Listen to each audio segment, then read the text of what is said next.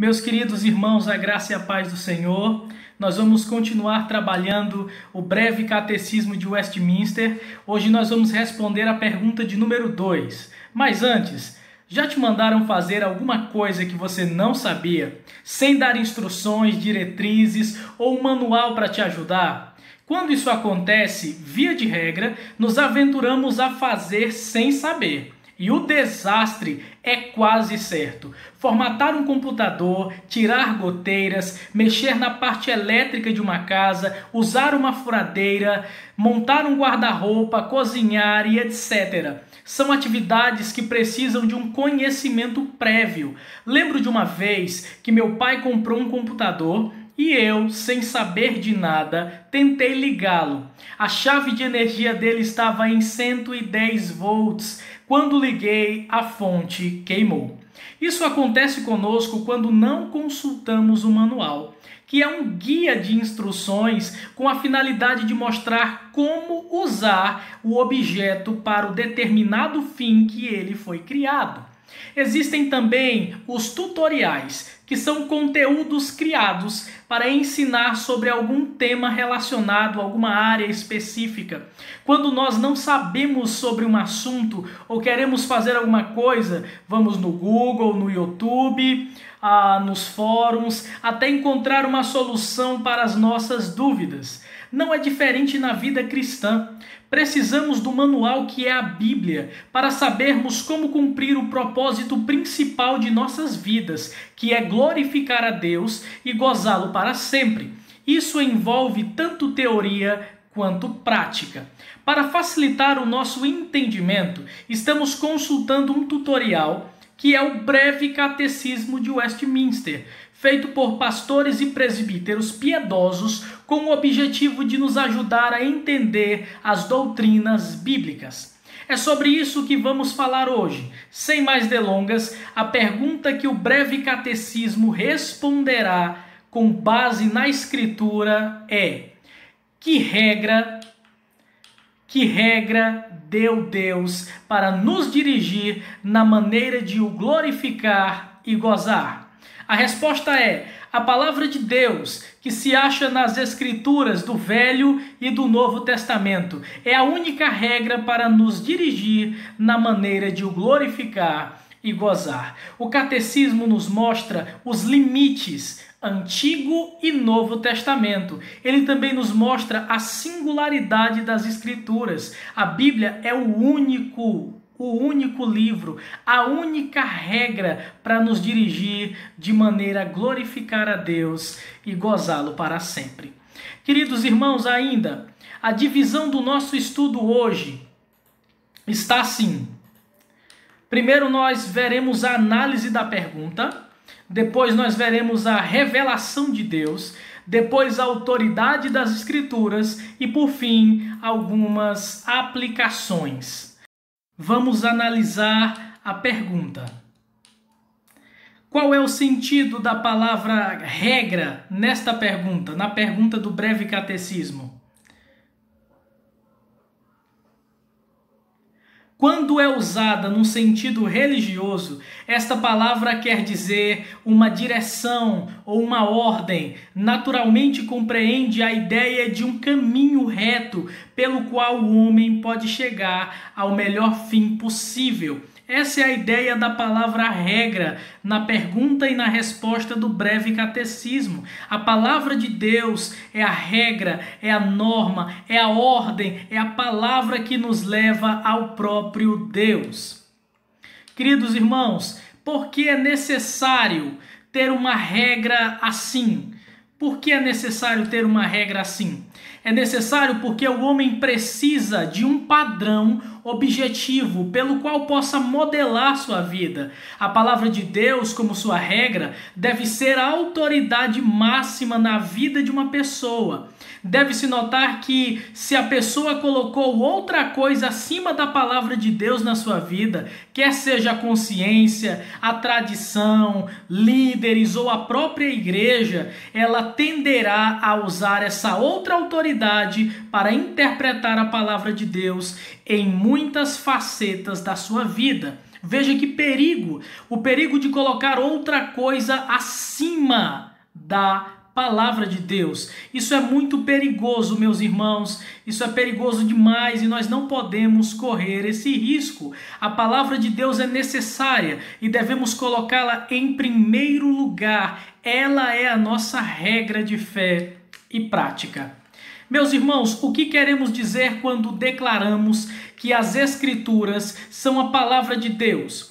O sentido é que são a palavra de Deus em forma escrita. Não colocamos restrições ou limites nessa declaração. Entendemos que a Bíblia é a palavra de Deus e as palavras da Bíblia são do próprio Deus, vem dele. Entendemos que a Bíblia é confiável porque Deus a inspirou e a inspiração inclui as próprias palavras da Escritura. Ainda, alguns dizem que a Bíblia contém a palavra de Deus. Isso é verdade? Se com isso querem dizer que a palavra de Deus forma o conteúdo da Bíblia, é verdade.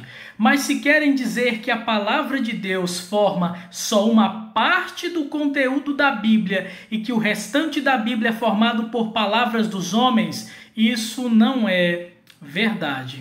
Alguns dizem que a Bíblia se torna a palavra de Deus. Isso é verdade? Claro que não. Esse pensamento é proferido por aqueles que acreditam que a Bíblia só é palavra de Deus quando está aberta, sendo lida por alguém e essa pessoa aplica as verdades em seu coração. Mas isso não é verdade, porque isso a tornaria subjugada ao homem, ao que lê, tornaria o homem uma espécie de juiz do que é palavra de Deus e do que não é. Queridos irmãos, de Gênesis a Apocalipse, a Bíblia é a palavra de Deus, independentemente de quem lê. A Bíblia é a palavra de Deus. Eu pergunto a você, a Constituição, as leis que regem o nosso país, só valem para aqueles que leem e aplicam em sua vida? Claro que não.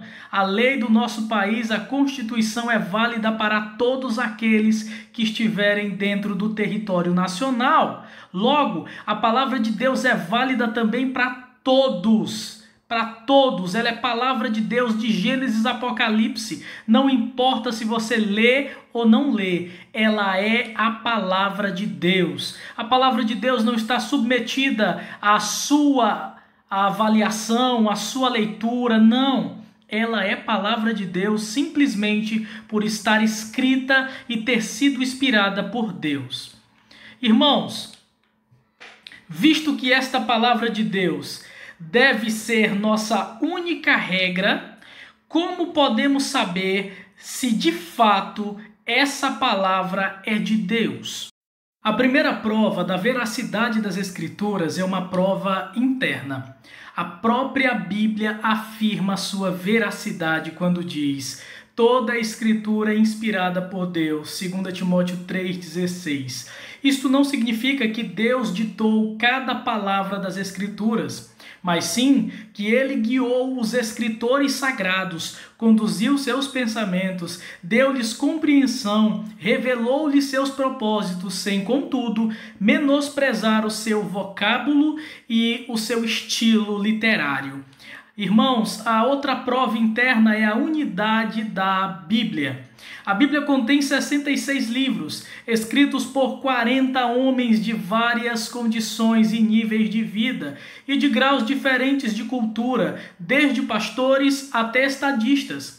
Esses livros foram escritos em 3 idiomas diferentes durante 16 séculos. Os assuntos são diversos e variados. Não obstante, há uma unidade doutrinária e estrutural que permeia o todo. Imagina várias pessoas escrevendo um livro e o conteúdo desse livro é totalmente concordante, fala do mesmo assunto, fala da mesma ideia, que é de Cristo Jesus como Salvador do mundo, Deus Pai, aquele que planeja a salvação, e o Espírito Santo, aquele que aplica a salvação. Imagina, 40 escritores, 16 séculos, e o assunto é o mesmo, a redenção do mundo caído.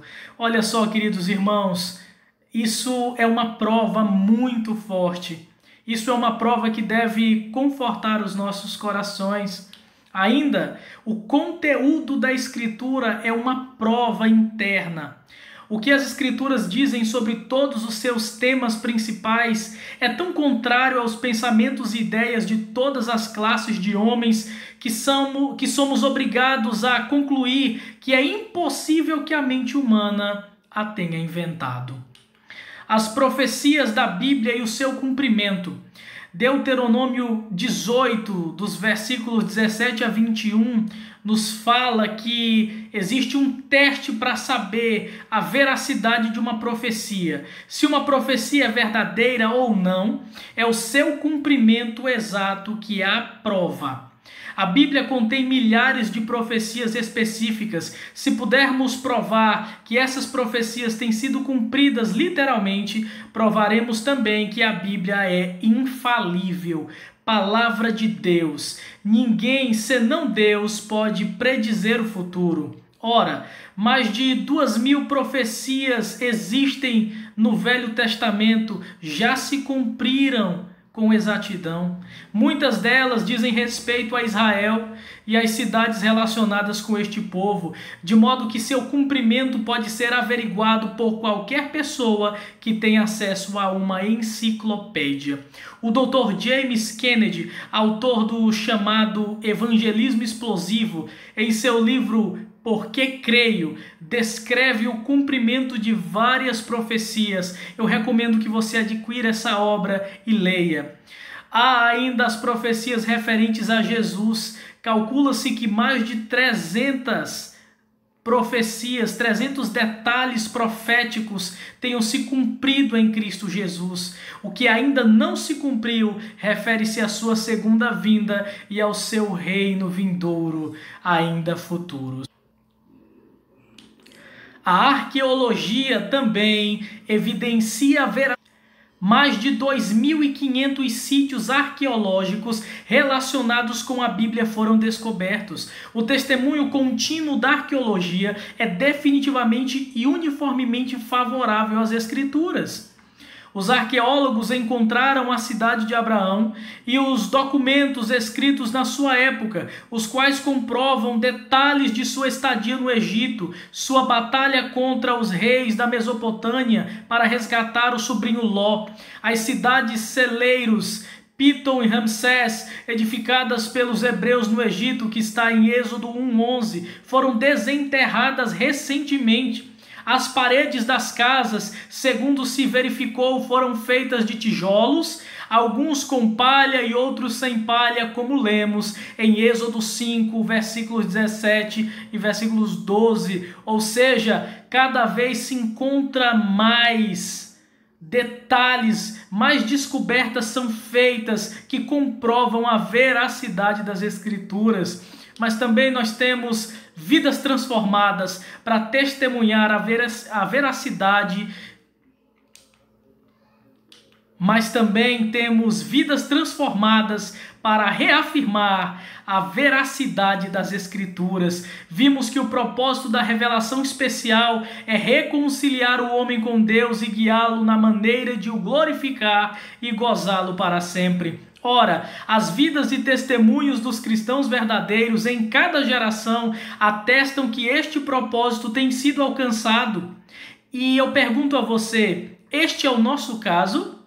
Ou não temos provas pessoais do poder transformador da palavra de Deus em nossas vidas? Queridos irmãos, você com certeza já deve ter visto alguém que mudou totalmente por começar a ver, a ler e a aplicar esse livro precioso chamado Bíblia Sagrada.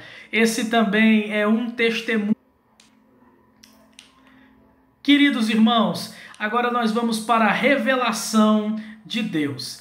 E ela se apresenta em primeiro lugar como revelação geral. A revelação geral foi dada desde o princípio do mundo e é a que se tem na natureza, Salmo 19 e Romanos 1:20. Nós temos também a revelação especial, é a que se tem nas Escrituras, que é o livro da revelação especial de Deus. Queridos, Deus é infinito, sobremodo elevado. O homem não pode conhecê-lo como ele é profundamente, mas Deus quis se revelar ao homem numa medida que é perfeitamente adequada às suas necessidades pessoais. E a maneira que Deus se revelou são essas duas. Ele se revelou de maneira geral, por meio da criação, e de maneira especial, por meio das Escrituras. Vamos entender a base bíblica da revelação geral. Os céus proclamam a glória de Deus e o firmamento anuncia as obras das suas mãos. O que esse salmo diz é que a criação anuncia a existência de Deus. A criação é testemunho vivo de que Deus existe, Deus é o Criador, Deus é o organizador de todas as coisas. A criação dá esse testemunho.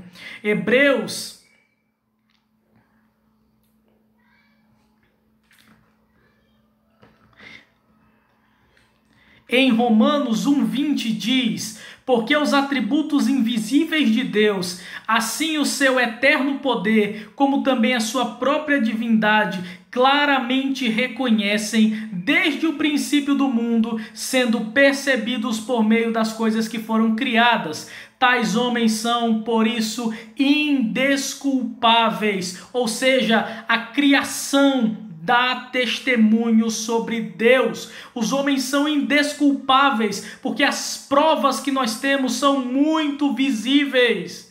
E olha só, Deus criou todas as coisas, e estas coisas refletem, espelham, demonstram que existe um Criador. Esse é Deus. Todavia, essa revelação geral não é suficiente para a salvação. Somente a revelação especial é suficiente para a salvação. Hebreus 1, de 1 a 2 diz: havendo Deus outrora falado muitas vezes e de muitas maneiras aos pais pelos profetas, nestes últimos dias nos falou pelo Filho, a quem constituiu herdeiro de todas as coisas. Ou seja, meus irmãos, a palavra de Deus está sendo anunciada hoje, mas outrora ela foi anunciada de várias maneiras aos nossos pais, aos nossos antepassados, pelos profetas, e nestes últimos dias agora nos falou pelo Filho, a quem constituiu herdeiro de todas as coisas, pelo qual também fez o universo. Esse texto nos fala, meus irmãos, que o Antigo Testamento falou sobre a palavra de Deus, sobre a revelação de Deus, mas agora o Novo Testamento continua mostrando quem é Deus e o que ele faz e qual a resposta que o homem deve dar. Essa é a revelação especial, a que nós precisamos para a salvação. Não dá para chegar até Jesus olhando para o sol, admirando a paisagem, a criação, não. É por meio da palavra de Deus, da revelação especial, que nós podemos conhecer a Deus, glorificar a Deus e nos deleitarmos em Deus. Queridos irmãos, vamos falar um pouco agora sobre a autoridade das Escrituras. Amados, a Bíblia tem autoridade porque tem origem em Deus. 2 Timóteo 3,16, toda a Escritura é inspirada por Deus e útil para o ensino, para a repreensão, para a correção, para a educação na justiça. A primeira frase desse versículo diz que toda a Escritura é inspirada por Deus, ou seja, foi Deus que inspirou a vida. Deus é o originador da palavra de Deus. Foi Deus que soprou a sua palavra nos homens para que eles pudessem escrever. Os homens não escreveram por sua própria vontade, porque eles bem entenderam, porque eles queriam criar um manual, não. Os homens escreveram porque Deus colocou esta palavra para ser escrita e os homens foram os instrumentos que Deus usou. Por isso, por vir de Deus, a Escritura tem autoridade. Ela é a palavra de Deus e por isso ela é autoritativa em nossas vidas. Queridos irmãos, a teoria... Queridos irmãos, A teoria e a prática devem andar juntas. Teoria e prática andam juntos. Olha só, irmãos, Tiago,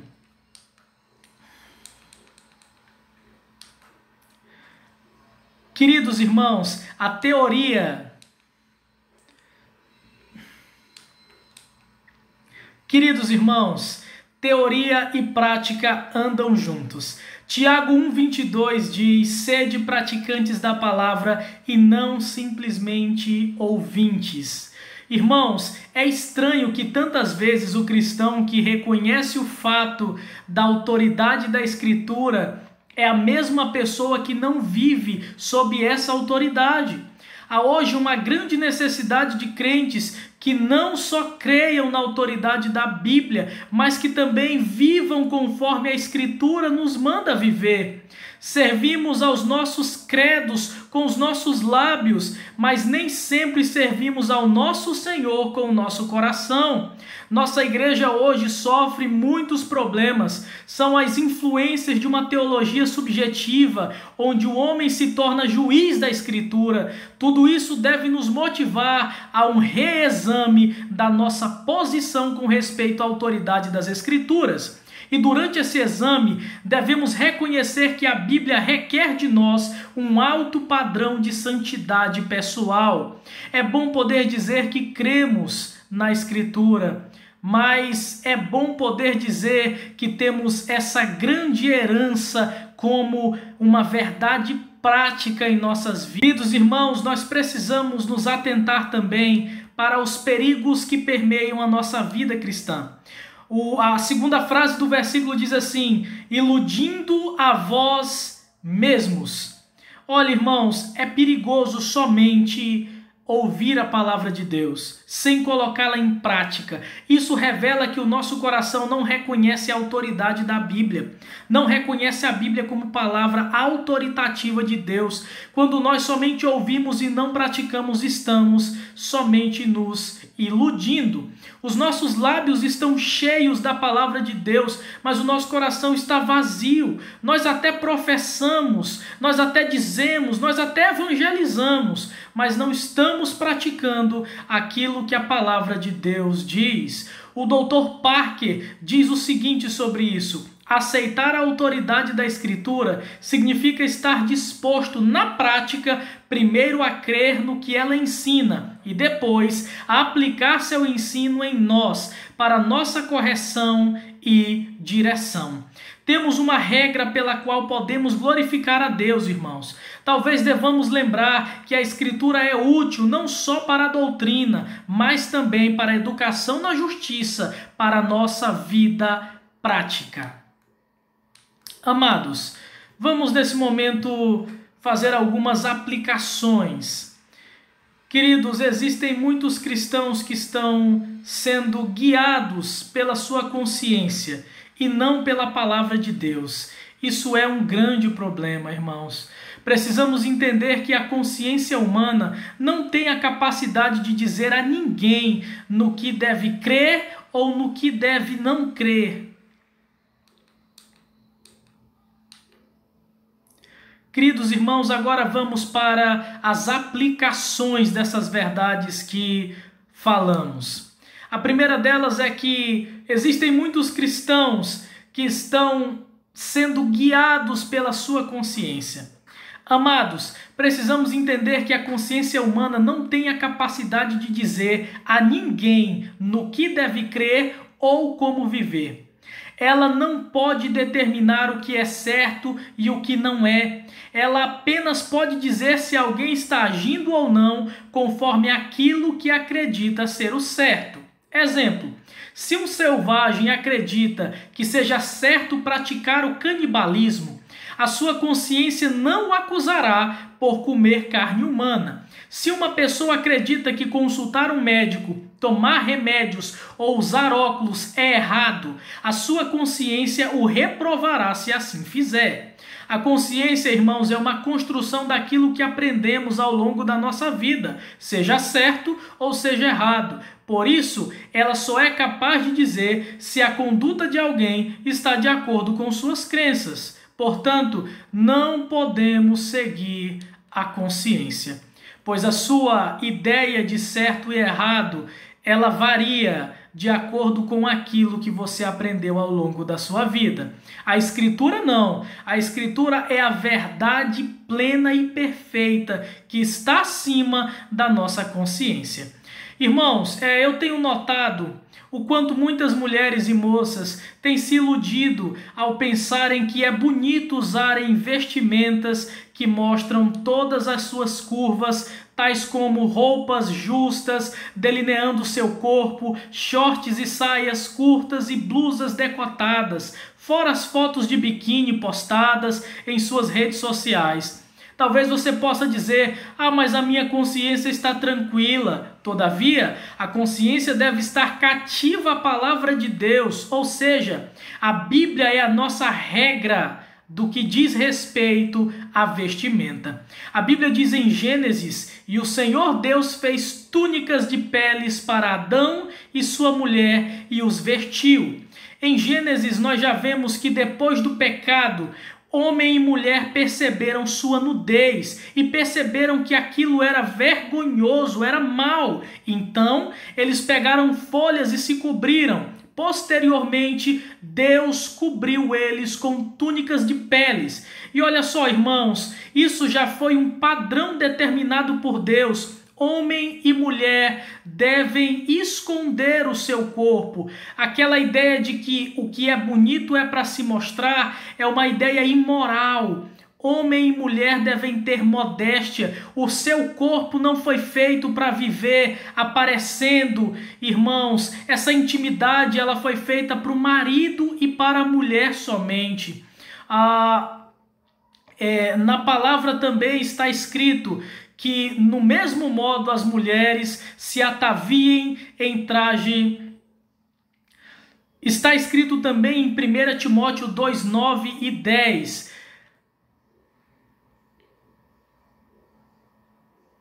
Que do mesmo modo as mulheres se ataviem em traje honesto, com pudor e modéstia, não com tranças ou com ouro ou com pérolas, os vestidos preciosos, mas como convém às mulheres que fazem profissão de servir a Deus com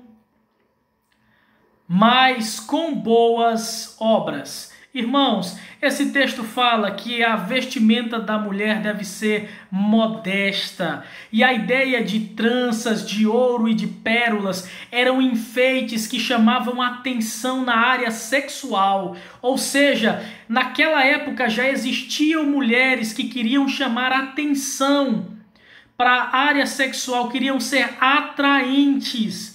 Todavia, essas mulheres foram corrigidas pelo apóstolo Paulo. O apóstolo Paulo orientou Timóteo a conduzir a vestimenta daquelas mulheres. Irmãos, por isso nós devemos ter muito cuidado com essa questão das vestimentas. Isso não está de acordo com a consciência, mas deve estar de acordo com a palavra de Deus. Quanto aos homens, muitas vezes pensamos que não tem problema ficar espiando e desejando outras mulheres nas redes sociais, olhando amigas, artistas famosas, celebridades que postam fotos seminuas. Em sua consciência talvez você pense, eu não estou traindo, eu estou apenas olhando. Mas Jesus em Mateus 5:28 diz, qualquer que olhar para uma mulher com intenção impura em seu coração já cometeu adultério com ela.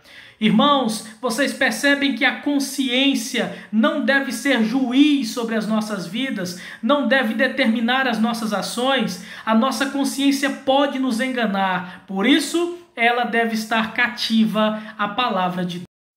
Podemos perceber também, meus irmãos, a bondade de Deus em nos dar a Escritura Sagrada. Irmãos, nós temos esse livro bendito, vindo da parte de Deus, para resolver todos os nossos conflitos, todas as nossas dúvidas, no que diz respeito à história da redenção, no que diz respeito à nossa santificação, à nossa vida com Deus. Meus irmãos amados, Deus nos abençoou com sua revelação especial. Sinta-se privilegiado nesse sentido. E, meus irmãos, porque Deus nos deu a revelação, porque Deus nos deu a sua palavra, os homens são indesculpáveis. Nenhum homem pode dizer, eu fiz errado porque me faltou luz, porque eu não sabia. Não. Deus deu sua palavra como lâmpada para os nossos pés. Portanto, se alguém errou, o fez de livre e de espontânea vontade. Nenhum homem pode dizer, se eu soubesse a vontade de Deus, teria feito.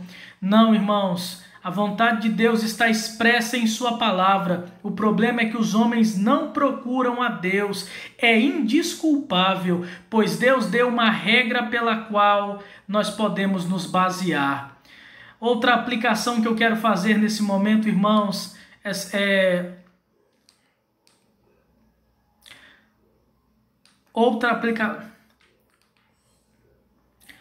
Outra aplicação, irmãos, que eu quero fazer nesse momento é dizer que Deus reprova.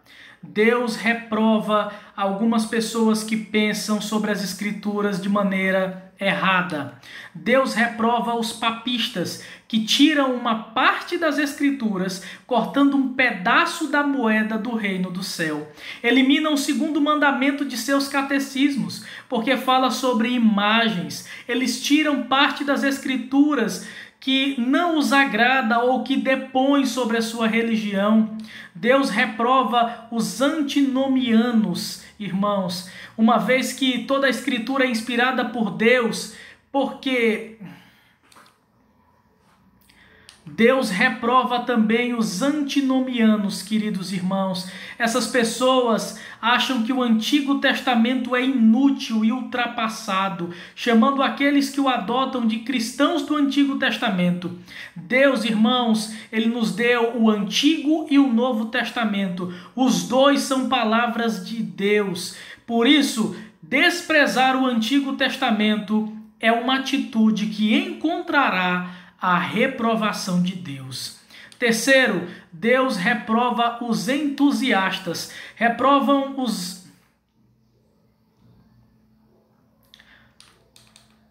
Terceiro, Deus reprova os entusiastas. São aqueles que, fingindo ter o Espírito, põem de lado toda a Escritura e dizem que as Escrituras são letras mortas. Eles vivem acima disso. Eles são os cristãos do Espírito Santo. Irmãos, Deus reprova também aqueles que diminuem as Escrituras, como aqueles que podem passar semanas e meses sem ler a Bíblia. Colocam-na de lado como se fosse uma armadura enferrujada. Preferem ler suas novelas, assistir seus romances, se divertir. Deus reprova também aqueles que diminuem as Escrituras, diminuem seu valor, como aqueles que passam semanas e meses sem ler a palavra de Deus, colocam ela de lado, como se ela fosse uma armadura enferrujada, preferem as suas séries, preferem os seus vídeos, preferem assistir novelas, preferem o entretenimento do celular, mas a Bíblia fica jogada de canto. Existem pessoas que passam horas e horas em séries, maratonam, entram na madrugada, mas são incapazes de abrir e ler um capítulo da Sagrada Escritura, um capítulo sequer. Por quê? Porque essas pessoas diminuem o valor das Sagradas Escrituras e essas pessoas encontram a reprovação de Deus. Ainda, irmãos, Deus reprova aqueles que ofendem a palavra de Deus, aqueles que enlameiam.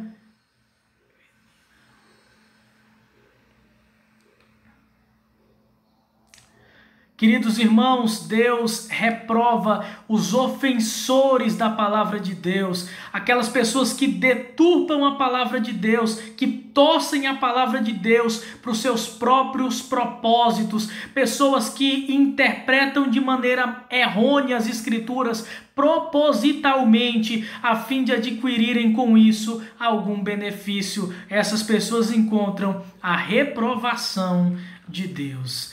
Amados, outra aplicação que eu quero trazer é dizer que Deus exorta por meio de sua palavra. Irmãos, nós somos exortados a estudar a Escritura.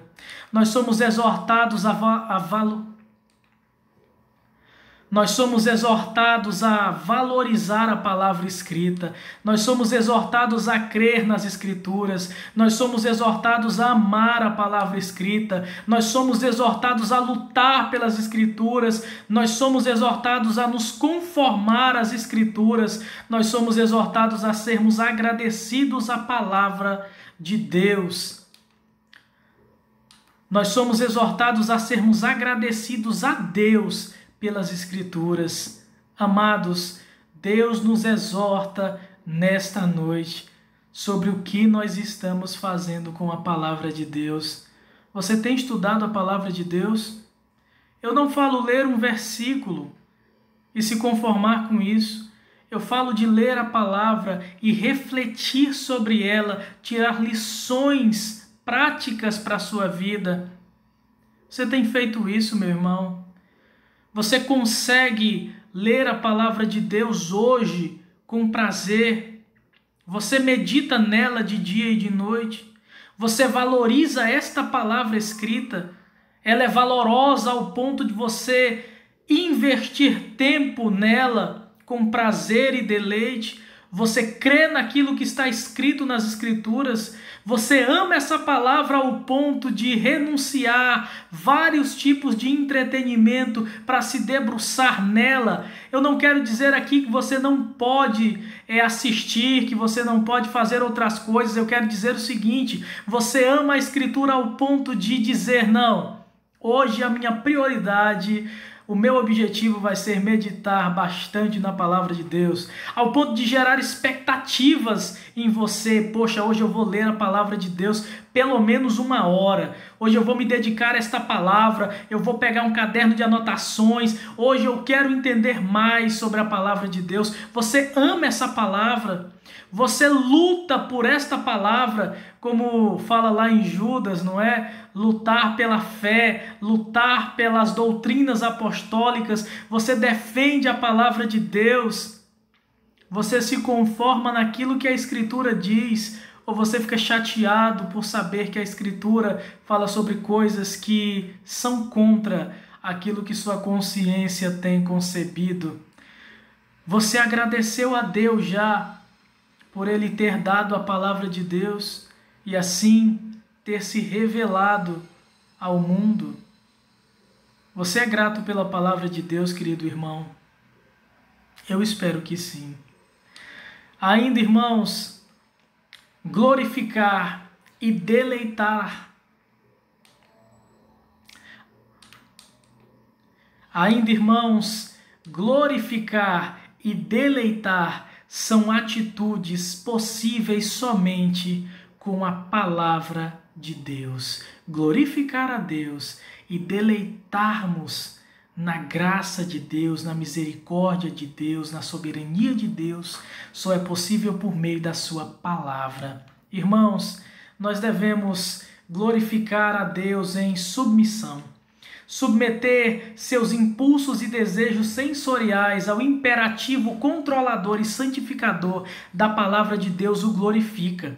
O alimento, o lazer, o trabalho, o sexo são bênçãos divinas para o crente, exercitadas por este conforme as ordenanças da Escritura. Convertem-se em atos de glorificação todo esse prazer que nós temos, se assim nós fazemos para louvor e glória de Deus.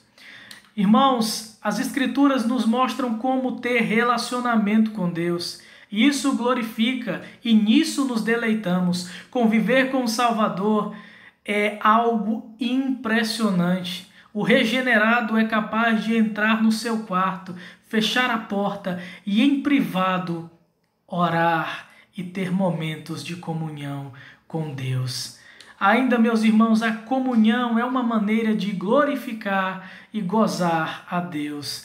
viver na fraternidade dos redimidos, na comunhão dos santos, na congregação, como membro e cooperador segundo os talentos que Deus te deu, é uma atitude que glorifica a Deus. Na corporatividade eclesiástica, o servo do Senhor se realiza e coopera para a realização dos seus conservos. Ainda, irmãos, nós glorificamos a Deus no culto.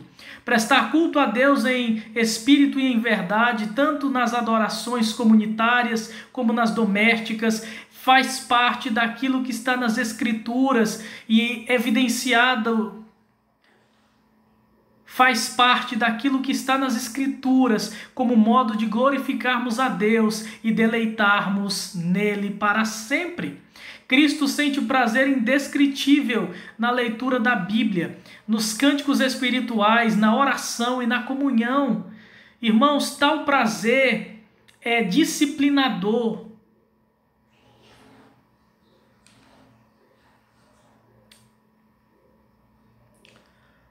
Prestar culto glorifica a Deus, seja ele sendo em comunidade ou em nossas casas. Queridos irmãos, a palavra de Deus nos mostra que glorificamos a Deus e nos deleitamos através do culto, seja ele o culto público ou o culto privado. Com o culto que nós temos diante de Deus todos os dias e a todo momento, nós glorificamos a Deus. Paz é aquilo que as Escrituras nos mostram como deleite e como algo que vivenciamos.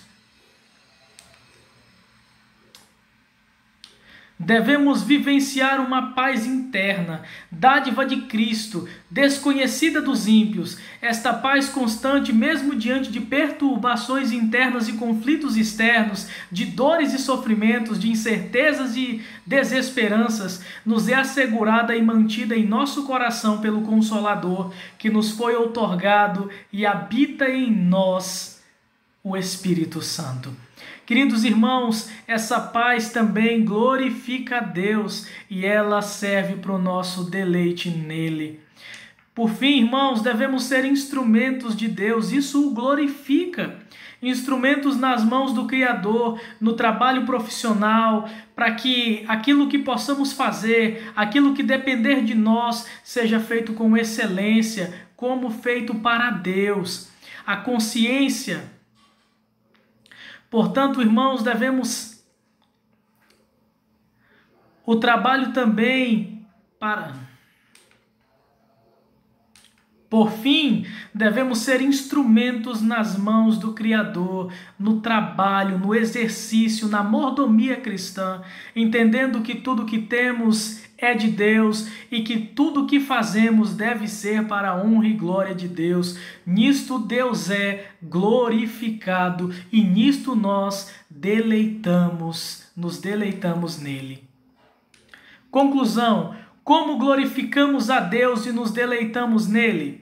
Através da obediência à sua palavra e da submissão a ela como única regra para a nossa vida.